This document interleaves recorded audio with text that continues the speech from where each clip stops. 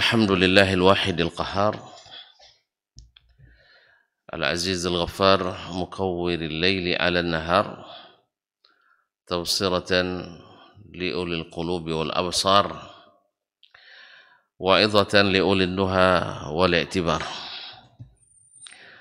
أشهد أن لا إله إلا الله وحده لا شريك له الملك الجبار وأشهد أن محمدا عبده ورسوله المصطفى المختار صلى الله عليه وعلى آل بيته السادة الأطهار وأصحابه القادة الكرام الأبرار والتابعين لهم بإحسان ما تعاقب الليل والنهار أما بعد فاتقوا الله يا المسلمون حق التقوى وراقبوه في السر والنجوى فإن أجسادنا على النار لا تقوى فتمسكوا من الإسلام بالعروة الوثقى وتزودوا فإن خير الزاد التقوى يا أيها الذين آمنوا اتقوا الله حق تقاته ولا تموتن إلا وأنتم مسلمون معاشر الحاضرين والحاضرات والمستمعين والمستمعات والmusyahidina wal musyahidat, bapak-bapak dan ibu, saudara-saudara dan saudari serta adik-adik dan anak-anak yang hadir di Masjid Zaid bin Thabit radhiyallahu anhu Pekanbaru ataupun yang mendengarkan melalui 91,1 FM serta yang menyaksikan melalui media live streaming dimanapun berada, alim ulama, cerdik pandai, tokoh adat, tokoh masyarakat, yang mudah-mudahan semuanya dalam limpahan rahmat, nikmat dan karunia Allah Subhanahu wa taala. Alhamdulillah pagi ini, di pagi yang mulia ini, di munasabah salat subuh, kita diizinkan Allah sama-sama menikmati, mudah-mudahan juga nanti membawa kita ke surga ilahi, amin. Bersyukur kita kepadanya, mudah-mudahan nikmat ini sentiasa menemani sampai akhir hayat kita nanti. Selanjutnya salawat dan salam kepada Nabi alaihi salatu wassalam yang telah mengajarkan agama ini kepada kita, menjadikannya terang benderang, malamnya saja seperti siang. Semoga Allah mudahkan langkah kita mengikutinya, Allah kuatkan hati kita mencintainya, dan kuatkan pikiran kita dengan ilmu-ilmu yang diwariskannya. Selamat bersambung pula kepada Ahlul Bait, kepada para sahabat, para tabi'in, dan orang-orang yang setia dan istiqamah di atas jalan Nabi alaihi salatu wassalam. Bapak dan Ibu kaum muslimin dan muslimat, menyambung kaji kita bersama Imam Asy-Syafi'i rahimahullah, masih dalam bab larangan yang bersifat umum di satu sisi, kemudian ada larangan lain yang bertentangan dengannya dari sisi yang lain. Kemarin berarti pada asar Umar bin Khattab radhiyallahu taala anhu di saat beliau tawaf di Ka'bah setelah subuh, dan selesai tawaf ternyata matahari belum terbit. Lalu beliau mengundur salatnya sampai ke Zituwa, dan wallahu alam dipahami dari situ bahwa beliau memahami bahwa salat yang bersebab pun, yang ada sebabnya, tetap tidak dibolehkan di waktu-waktu yang terlarang. Dan waktu terlarang masih ada 5 kan? Ya, setelah sholat subuh sampai terbit fajar. Nah, bentar nih. Baru mulai nah. Belum panas. Nah, kemudian di waktu terbit matahari. Yang ketiga, di waktu matahari sedang tegak di pertengahan. Yang keempat, waktu terbenam matahari, setelah asar ya, setelah asar sampai terbenam matahari, dan yang kelima di saat terbenamnya matahari. Nah, asar Umar ini wallahu alam memahami satu, ada beberapa hal yang sudah disebutkan. Satu, bahwa salat sunat tawaf itu tidak mesti harus di tempat kita selesai tawaf. Boleh di tempat manapun di dalam Masjidil Haram. Walaupun yang afdal adalah di makam Ibrahim. Tapi makam sekali lagi bukan kuburan ya, bukan kuburan, makam tempat berdiri Nabi Ibrahim alaihissalam. Tapi kalau tidak memungkinkan, maka salatlah dimanapun yang memungkinkan. Nah, Umar radhiyallahu ta'ala di saat selesai salat subuh dan langsung tawaf sunat, kemudian di saat selesai ditengoknya matahari belum terbit, maka beliau tidak salat di waktu itu. Wallahu alam, seperti kata Imam Syafi'i rahimahullah, dia sampai kepadanya hadis tentang larangan salat di waktu itu, tapi tidak sampai kepadanya bolehnya salat yang ada sebab, yaitu hadis Abi Sa'id yang mengatakan, hadis Ibn Abbas yang mengatakan, ya bani Abdi Manaf, ya bani Abdul Muttalib, لا تمنعوا أحدا طاف بهذا البيت أو صلى في أي ساعة من ليل أو نهار. Hai Bani Abdi Manaf, hai Bani Abdul Muttalib, jangan kalian larang orang salat dan tawaf di Ka'bah ini kapanpun waktunya, siang ataupun malam. Nah, wallahu alam, ini yang diamalkan. Maka berkata Imam Asy-Syafi'i rahimahullahu taala, nah, innama naha anha lil ma'na alladhi wasafna fa kana yajibu alaihi ma fa'al. Sesungguhnya kemudian wa yajibu ala man alima al ma'na alladhi naha anhu wal ma'na alladhi ubihat fihi, wajib bagi orang yang mengetahui al-ma'na alladhi naha anhu, larangan atau makna atau illat atau sebab larangannya, wal ma'na alladhi ubihat fihi, dan illat dibolehkan pula salat padanya. Anna ibahataha bil ma'na alladhi abahaha fi khilaful ma'na alladhi nafi, anna, bahwa sesungguhnya dibolehkannya salat, dibolehkannya salat bil ma'na alladhi abaha, dengan sebab yang karenanya dia bolehkan, fihi, pada waktu itu, khilaful ma'na alladhi naha fihi anha, berbeda dengan sebab dilarangnya salat pada waktu itu. Ya, dibolehkannya salat di waktu yang terlarang itu sebabnya adalah sebab-sebab tertentu. Misalnya wudu atau tawaf, tahiyatul masjid dan sebagainya. Berbeda dengan makna atau illah. Imam Syafi'i selalu menggunakan kalimat makna dengan makna illah, sebab. Berbeda dengan sebab dilarangnya sholat di waktu itu. Apa larangan sholatnya? Sebabnya berbeda dengan sebab dibolehkannya. Paham Syekh?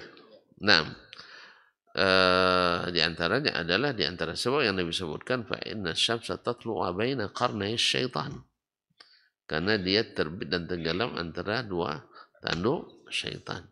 Maka orang yang sujud di waktu itu seolah-olah dia sujud kepada syaitan, maka dilaranglah salat pada waktu yang terlarang tersebut.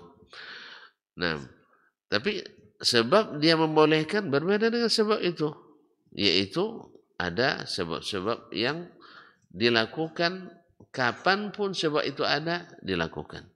Misalnya sebab wudu itu kan tidak terbatas waktunya. Nah, bila kita berwudu, maka boleh kita salat sunat wudu, sekalipun di waktu yang terlarang tadi, karena bukan karena Terbitnya tadi kita sholat, tapi karena wudu. Atau di saat kita masuk masjid. Masuk masjid. Nabi melarang kita duduk sebelum sholat dulu. Nah sekarang di waktu terlarang, Nabi melarang kita sholat pada waktu itu. Dan mana yang dikuatkan? Maka yang punya sebab khusus lebih kuat daripada yang punya larangan sebab umum. Ingat dia, selalu yang khusus lebih kuat dari yang umum. Makanya tidak kuat untuk suatu masalah atau suatu ritual ibadah khusus menggunakan dalil umum. Nah, ingat itu. Karena khusus lebih kuat.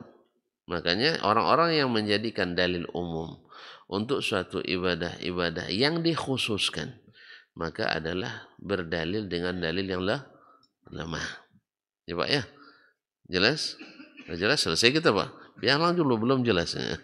Untuk masalah ini jangan. Jadi orang yang berdalil untuk suatu amalan khusus dengan dalil umum, maka dia sudah berdalil dengan yang lemah. Kecuali sama sekali dia mengamalkannya secara umum. Mengamalkannya secara umum. Misalnya dalil fazkurullaha zikran katsira. Berzikirlah kamu kepada Allah dengan zikir yang banyak. Lalu dijadikan dalil untuk amalan khusus selesai salat. Ya Nabi kan membolehkan, boleh zikir Subhanallah 5 kali, Alhamdulillah 5 kali, Allahu Akbar 5 kali. Boleh 10, 10, 10. Boleh 33, 33. Boleh satu, satu, satu. Tidak boleh? Hah? Tidak ada riwayatnya. Yang jalan betul lah Pak. Tidak ada tuh tidak tahu. Nah, jadi kaum muslimin dan muslimat dirahmati Allah. Jadi kalau ada yang selesai subhanallah alhamdulillah wala ilaha illallah lalu ya berdiri, yang ditarik pula sarungnya. Selesai dulu enggak. Ya. Tapi yang paling kerap sekali adalah 33.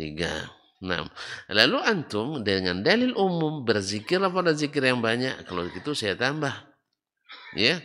Ya biar enggak misalnya 33 3 gitu ya. Maksudnya 333 subhanallah 333 kan tambah 333 juga kan. Nah, maka dikatakan enggak. Dalil umum antum dalil lemah. Karena amalan yang digunakan amalan khusus. Jelas Pak? Maka misalnya ada larangan dilarang masuk kecuali staf dan karyawan, sah? Betul kan? Lalu antum bilang apa namanya? Apa? Dilarang masuk kecuali yang ini dalil khusus ya, larangan khusus.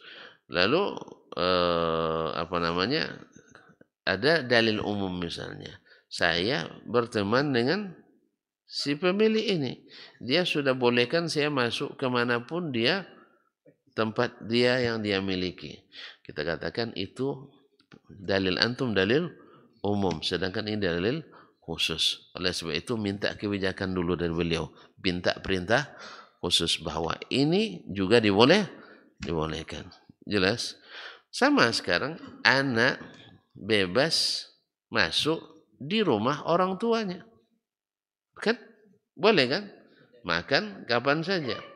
Tetapi ketika di waktu-waktu tertentu sebelum sebelum subuh, kemudian setelah isya. Nah, iya, tidak boleh masuk ke kamar orang tua. Lalu dia bilang enggak, kan boleh, kapan saja boleh. Kamu berpakai dalil umum. Ini dalilnya khusus. Oleh sebab itu jangan sembarang masuk. Jelas? Jadi seluruh masalah khusus lalu lebih kuat dari masalah yang sifatnya umum. Nah, kalau ada orang melakukan satu ritual amal dengan dalil umum, kita katakan ini masalah antum masalah khusus. Harus punya surat perintah khusus. Kalau tidak, maka tidak dibenarkan. Saya kira paham sekali ya. Ya dah, paham? Kalau tidak saya ambil contoh lagi ya, ya kan? Seperti yang saya katakan misalnya, ini pejabat, ya pejabat dibolehkan ya mengeluarkan dana yang dianggarkan dengan dalil umum, lalu dia membuat kegiatan khusus yang tidak tertuang dalam dalil umum. Boleh tidak dia membuatnya? Dia ingin juga pendapatan di situ. Boleh? Tidak. Ya betul, dia berhak menerima dengan dalil umum. Tapi kegiatan khusus mesti ada SK, SK khusus. Oleh sebab itu rajin-rajinlah mengeluarkan. Kalau antum punya wewenang, kalau punya wewenang, rajin-rajin bikin SK khusus, SPPD khusus, ada SK-nya. Kegiatan ini dan itu ada SK-nya. Dan masing-masing itu legal, formal. Kalau soal halal itu nanti kembali ke ilmu syariat. Yang penting kan legal, formal. Habis itu kalau orang Islam pastikan halal. Jadi kadang-kadang ada yang bilang, kalau di pemerintahan ini kita tidak bicara halal haram musal. Yang penting legal atau ilegal. Kalau sudah legal, lanjut. Halal haram itu nanti di masjid Z aja. Nah, Allah musta'an. Kaum muslimin, saya jelaskan ya. Jadi jangan buat kegiatan khusus kecuali dalil khusus. Maka Umar radhiyallahu anhu wallahu alam dia sampai kepadanya dalil larangan. Baik, qala afwan, kita selesaikan tadi. Jadi sebab dia dilarang sholat pada waktu itu berbeda dengan sebab dibolehkannya sholat pada waktu itu. Kama wasabtu, seperti yang telah saya jelaskan, kata beliau. Mimma rawa Aliyun an Nabi sallallahu alaihi wasallam an Nabi sallallahu min an-nahyi an imsaki luhumid dhahaya ba'da thalas. Seperti mana yang diriwayatkan dari Ali bin Abi Thalib bahwa beliau melarang menyimpan daging korban lebih dari 3 hari. Isami an-nahya wa lam yasma' sababan nahyi. Dia mendengarkan larangan, tapi dia tidak mendengar dari Nabi sebab atau ilat larangan itu. Jadi ilatnya tidak didengarnya, dia hanya mendengar larangan secara umum. Andainya dia mendengar larangan itu dengan ilatnya sekali, maka dia akan menyamakan dengan apa yang dilakukan Nabi Shallallahu Alaihi Wasallam. Nah, ilatnya di mana? Kan dalam hadis Aisyah radhiyallahu anha bahwa datang kaum dari kabilah Arab yang kondisi mereka sangat memprihatinkan. Maka Nabi pas pula di hari raya Idul Adha, maka Nabi SAW larang kaum muslimin untuk menyimpan daging kurban lebih dari 3 hari, 3 malam, supaya mereka sedekahkan pada orang-orang yang datang ke Madinah itu. Wallahu a'lam. Qala, berkata dia, fa in qala qail, kalau ada yang berkata, faqad sana Abu Sa'id Al-Khudri kama sana Umar. Abu Sa'id yang meriwayatkan larangan salat di waktu-waktu yang terlarang, juga pemahamannya sama dengan pemahaman Umar bin Khattab radhiyallahu anhu. Kata beliau, kata Imam Syafi'i rahimahullah ta'ala, hadza qulna, kita jawab, wal jawabu fi kal jawabi fi ghairihi. Jawabannya sama dengan jawaban tadi yang dilakukan Umar. Dia sampai kepadanya larangan, tapi dia tidak sampai kepadanya sebab yang membolehkan dilakukan sholat pada waktu yang dilarang tadi. Jadi, apa yang harus dilakukan? Qala fa in qala qailun fa hal min ahadin sana'a khilafa ma sana'a? Adakah atau kalau ada yang berkata, ada enggak orang lain yang melakukan berbeda dengan yang dilakukan oleh mereka berdua? Siapa? Umar dan Abu Sa'id Al-Khudri. Jadi Abu Sa'id Al-Khudri radhiyallahu taala anhu juga seperti Umar tawaf di Ka'bah, belum selesai belum terbit matahari, lalu keduanya melambatkan salat sampai terbit matahari. Maka dipahami, ada enggak yang melakukan berbeda dengan dilakukan oleh Umar dan Abu Sa'id? Karena Abu Sa'id kan perawi hadisnya, dia lebih paham. Maka jawaban Syekh, qila na'am. Dikatakan ada. Ibnu Umar, anaknya Umar.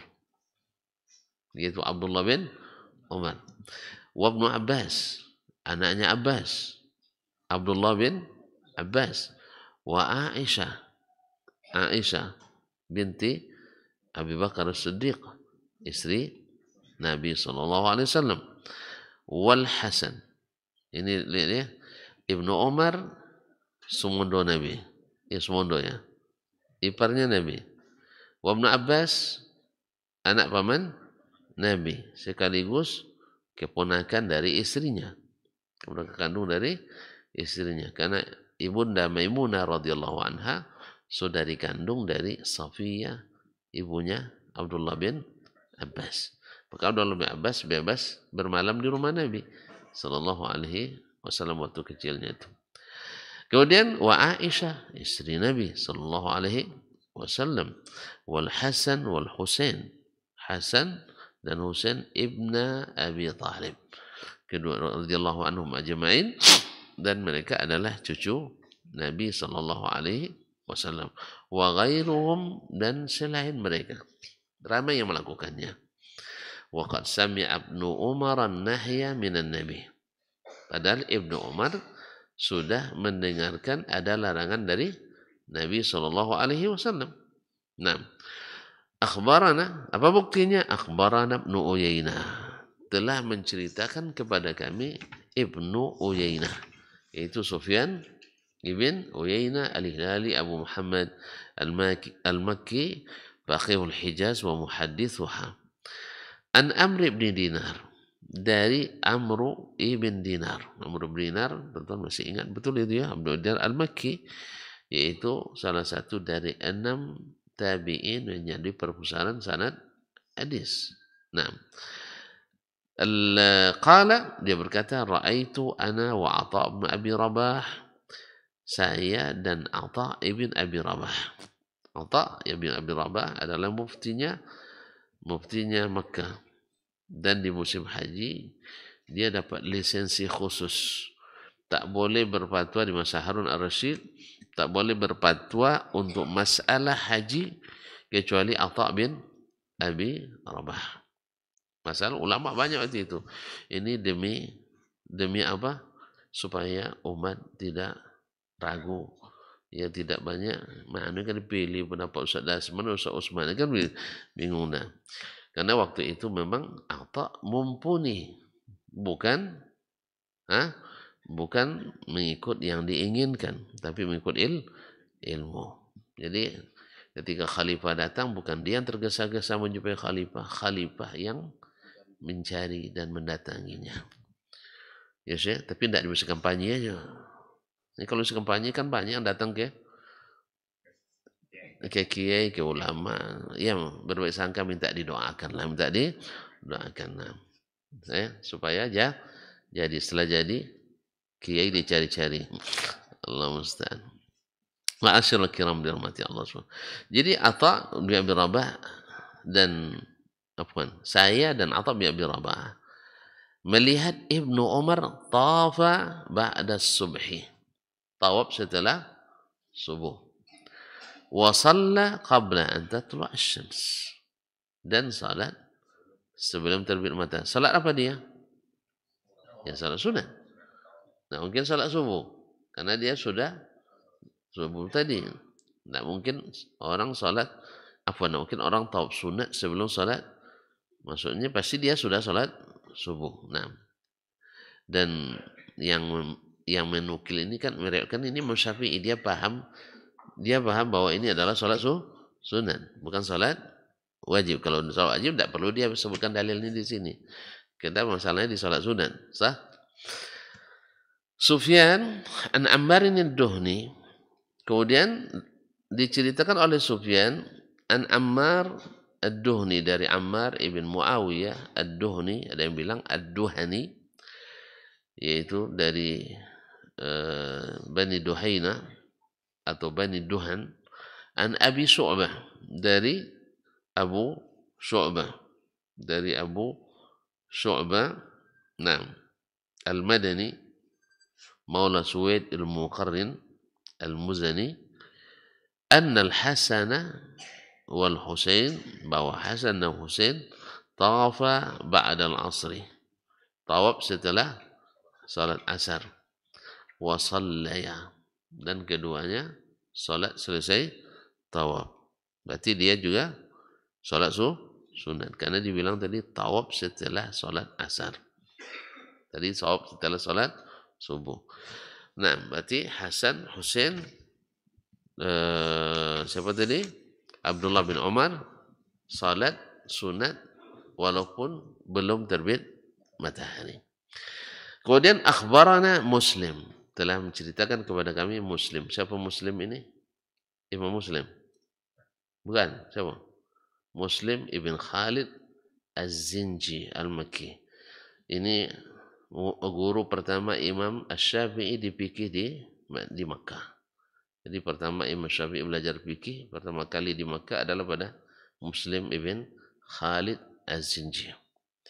Wa Abdul Majid, dan Abdul Majid ibn Abdul Majid ibn Sakhar. Ini kira-kira aja nampaknya. Abdul Majid bin Abdul Wahhab Ats-Tsaqafi. Abdul Majid bin Abdul Wahhab Ats-Tsaqafi. Naam. An Ibnu Juraid, dari Ibnu Juraid. Ibnu Juraid adalah faqih Makkah dan muhaddisnya, orang yang pertama menulis Al-Musnad di Makkah. Orang yang pertama menulis Al-Musnad di Makkah. Karena musnad adalah satu jenis kitab, penulisan kitab hadis berdasarkan urutan nama-nama para sahabat. Baik berdasarkan dengan huruf mu'jam, hijah, atau ada yang berdasarkan dengan kedudukan mereka di sisi Allah dan Rasulnya sallallahu alaihi wasallam. Ini namanya Al-Musnad. Nah, yang menulis kitab Al-Musnad dengan seperti ini di Makkah pertama kali adalah Abdul Malik ibn Abdul Aziz ibn Jurayj Al-Makki. An Ibn Mulaikah, dari Ibnu Mulaikah Muhammad ibn Abdullah ibn Mulaikah.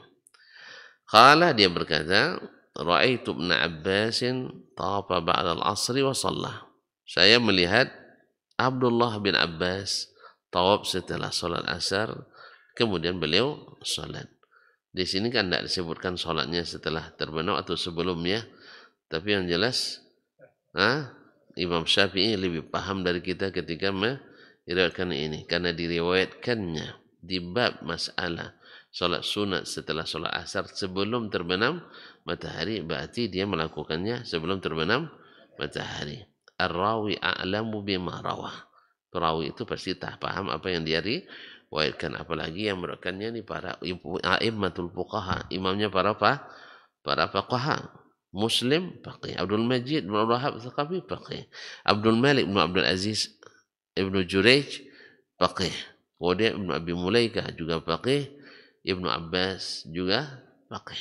Nah, qala Imam Asy-Syafi'i berkata, wa innama zakarna tafarruq ashabi Rasulillah sallallahu alaihi wasallam bi hadza liyastadilla man alimahu ala anna tafarruqahum fima li Rasulillah sallallahu alaihi wasallam fi sunnah la yakunu illa ala hadzal ma'na aw ala alla tablugha as-sunnatu man qala khilafaha minhum aw ta'wilin tahtamilu as-sunnah aw ma ashbaha dhalik mimma qad yara qailuhu lahu fihi uzran insyaallah. Kami hanya menyebutkan tafarruqa ashabi Rasulillah, berbeda-bedanya sahabat Rasulullah SAW fi hadza, dalam masalah ini. Abu Sa'id Al-Khudri, Umar bin Khattab memandang tetap berlaku larangan umum, bahwa tidak boleh salat sunat selepas atau di waktu-waktu yang terlarang. Nah, kemudian anaknya sendiri Ibnu Abbas, Aisyah, Hasan dan Husain meriwayatkan atau melakukan berbeda dengan Umar. Dan Abu Sa'id sama dengan Umar. Berarti khilaf ini sudah lama atau baru saja? Sudah lama. Itu tuan-tuan mau paksakan satu pendapat di sini. Tidak boleh. Nah, tetapi oleh sebab itu kata Imam Syafi'i rahimahullah, saya menyebutkan ini liyastadilla man alimahu, supaya orang yang mengetahui masalah ini menjadikan ini dalil. Alla anna tafarruqakum fima li Rasulillah fi sunnah, bahwa berbedanya mereka dalam masalah sunnah Rasulullah sallallahu alaihi wasallam la yakunu illa ala hadzal ma'na. Tidak terjadi kecuali karena sebab ini. Apa sebabnya? Satu sampai kepadanya, satu tidak sampai ke padanya. Au ala alla tablughas afwan ala hadzal ma'na, atau melihat dari sisi ilat yang berbeda. Au ala alla tablughas sunnatu man qala khilafaha minhum, atau tidak sampai kepada mereka sunnah yang berbeda dengan yang dia ketahui. Kan sunnah Nabi yang dia hafalkan oleh Abu Sa'id tidak boleh sholat. Umar juga mengetahui itu. Cuman Abdullah bin Umar bin Abbas mungkin mengetahui dalil bahwasanya boleh disolatkan dengan itu. Nah, apapun boleh sholat di waktu yang dengan sebab itu dilakukan. Au ta'wilin tahtalimi sunnah, atau menafsirkan dengan tafsiran yang tahtamilu sunnah, artinya yang mungkin ditafsirkan dengan tafsiran itu, au ma asbah dzalik, atau yang serupa dengannya, mimma qad yara qailuhu lahu fihi uzran, yang mungkin dia melihat di situ ada uzur yang membolehkannya, insyaallah taala.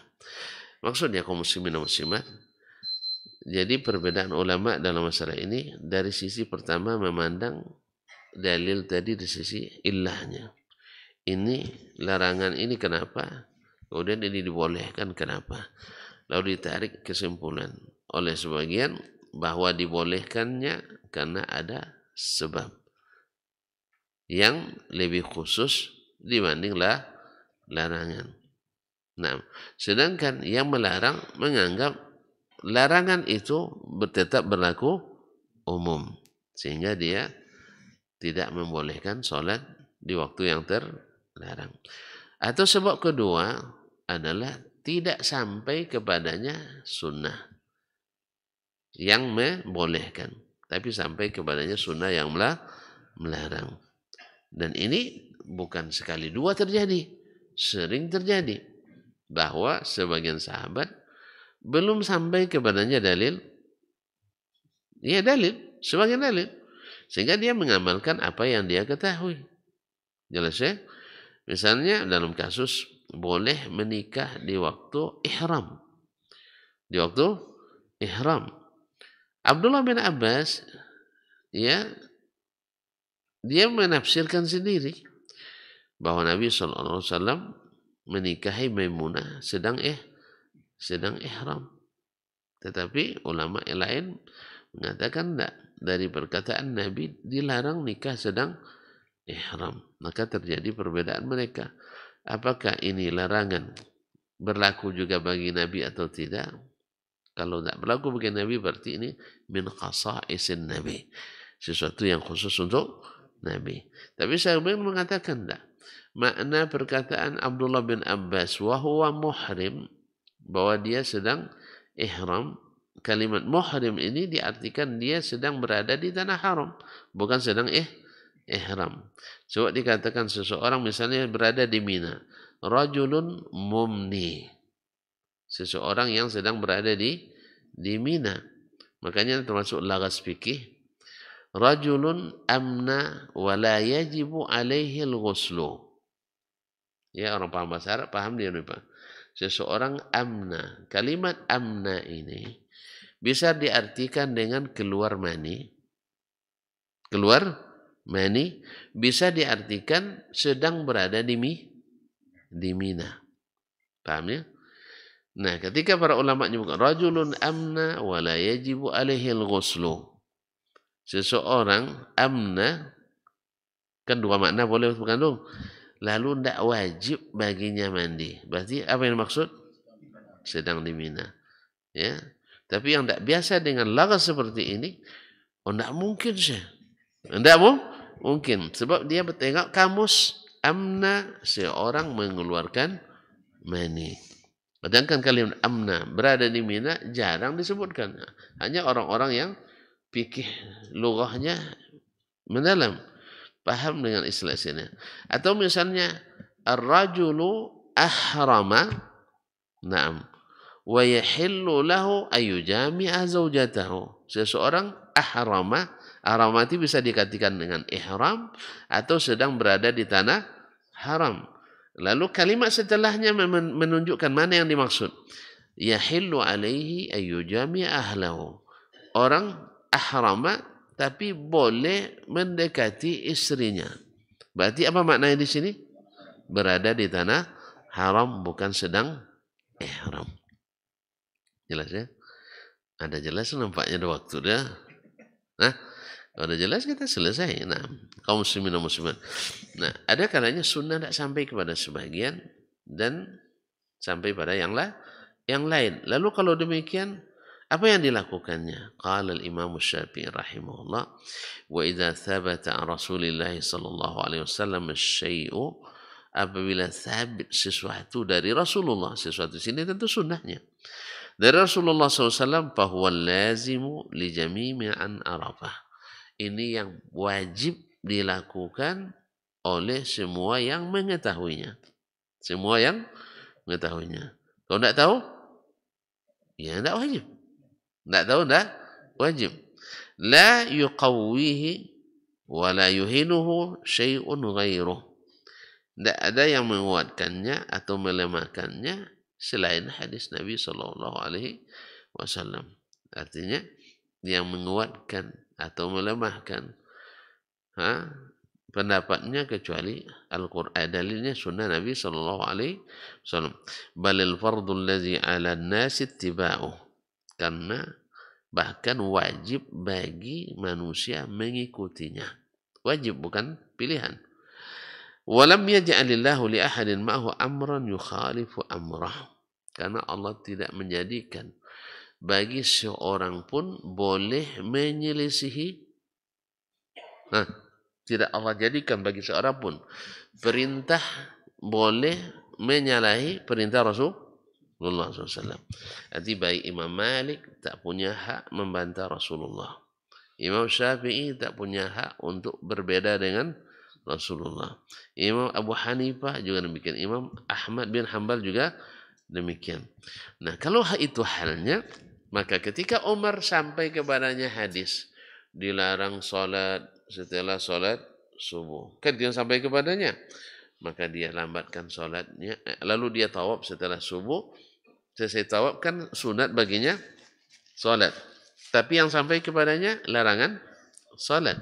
Lalu dia mengatakan, kalau begitu saya lambatkan sholat setelah terbit matahari. Ini yang sampai kepadanya.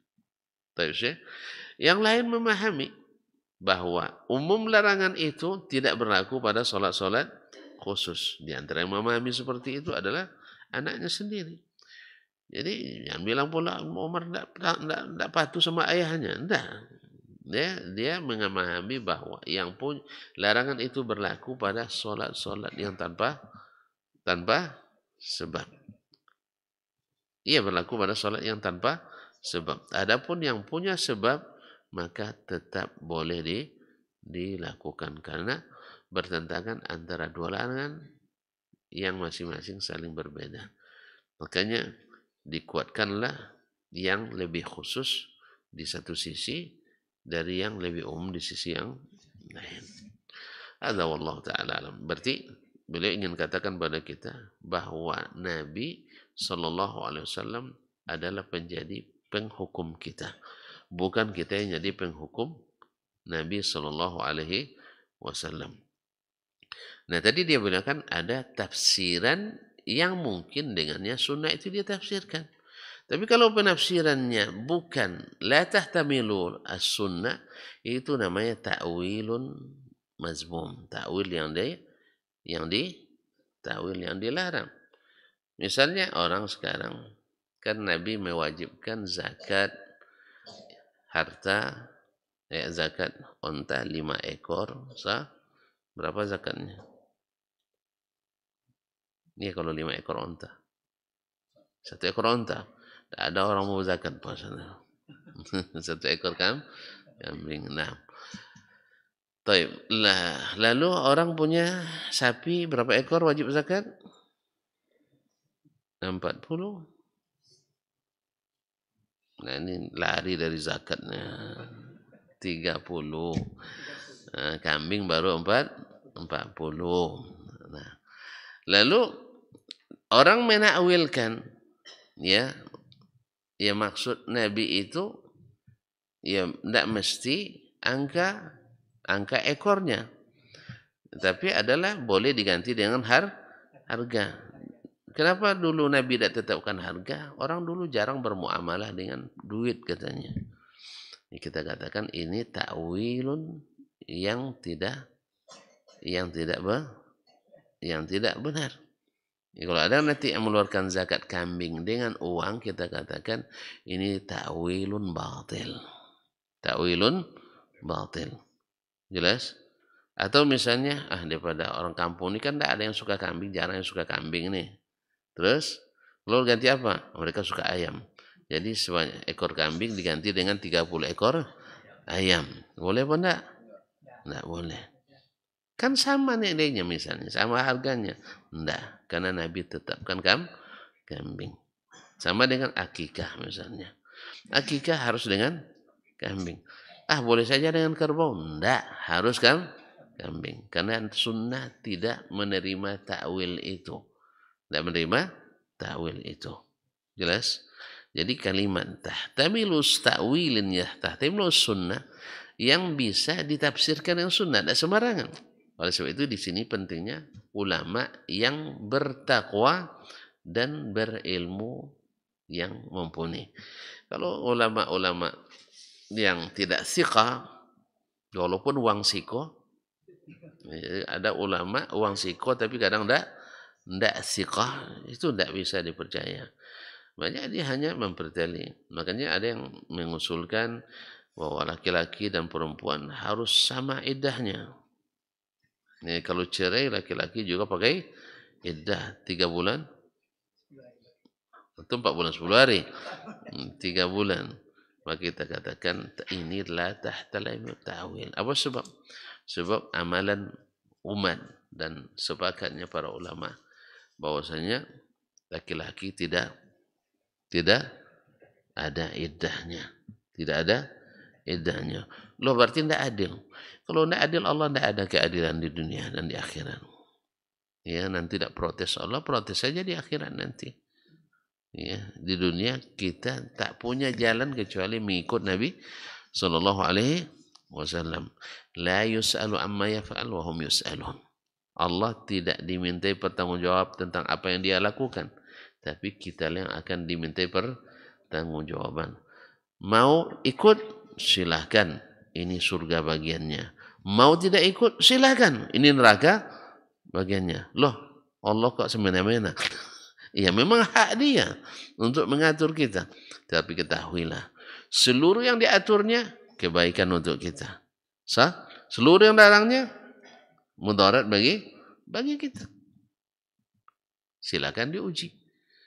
Saya nak tanya ke antum, negeri paling tentram di masa selama orang yang paling masyarakat terbaik sepanjang sejarah kapan? Masa Nabi sallallahu alaihi wasallam. Dari semua sisi ekonomi, sisi keamanan, sisi politik, sisi adab, keadilan. Kenapa mereka bisa seperti itu? Karena mengikuti Allah dan Rasul sallallahu alaihi wasallam. Jelas? Di masa ini bisa kita cari buktikan bahwa orang yang melaksanakan perintah Allah pasti lebih aman, pasti lebih nyaman, tapi lebih kaya, iya, lebih sejahtera. Iya, walaupun SDA-nya tidak sebanyak yang dimiliki oleh negeri-negeri yang daripada itu. Jadi oleh sebab itu nampak keberkahannya. Nah, jelas ya? Jelas. Lalu ada yang mendebat pula, Ustaz, tapi orang-orang kafir lebih kaya daripada orang Islam. Nanti mandang duit, masalahnya mata duitan. Ya, orang Islam itu bukan kekayaan hanya dinilai dari duit, tapi dari keberkahan uang itu. Kaya dia, tapi membuat dia tidak beriman, miskin. Kalau antum baru sedikit kaya aja sudah nak jadi kafir. Bukan. Orang Islam kekayaannya semuanya berguna di dunia dan di akhirat. Orang kafir enggak. Mungkin di dunia ada gunanya, tapi di akhirat dia merugi. Berarti orang-orang beriman diberikan Allah SWT rezeki, tetapi berkah. Orang-orang kafir banyak tapi tidak berkah. Makanya orang-orang beriman diberikan harta membuat dia semakin berguna, bermanfaat. Tapi orang kafir tidak, dia sendiri kadang tidak menikmati. Dia sendiri tidak menikmati. Oleh itu kita doakan mudah-mudahan Allah bernyakan orang-orang beriman yang kaya. Nah, tapi kita tidak mulai dari satu, tapi menilai dari secara keseluruhan. Secara keseluruhan. Dan kalau diukur dengan harta, dunia ini tak seberapa. Bahkan di sisi Allah tidak sama nilai dengan sayap lalat atau sayap lalat nyamuk. Ada yang mau jualan sayap lalat? Ada. Tapi kok berebut kita juga? Nah, karena kita memandang dunia itu lebih hebat daripada segalanya.